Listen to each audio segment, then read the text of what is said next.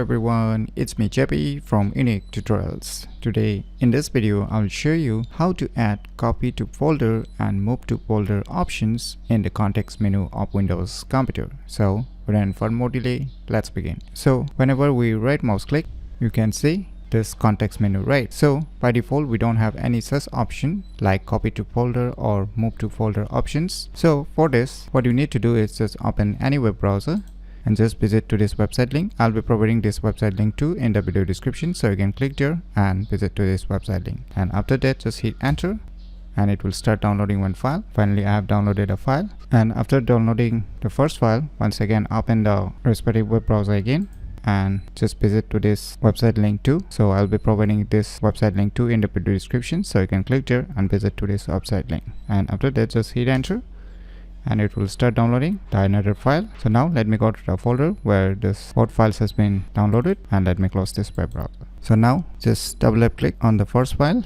click on run, now click on yes, click on OK.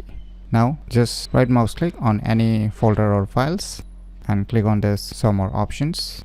Now we'll see here two new options has been added, that is copy to folder as well as move to folder options has been added. So if you click on it, now you have various options where you want to copy. Say I want to copy it to desktop and click on copy. Now you can see the respective folder has been copied on the desktop folder. So if you want to remove it again, then just double left click on this second file, that is remove copy move folder. Just double left click on it, click on run, click on yes, click on OK.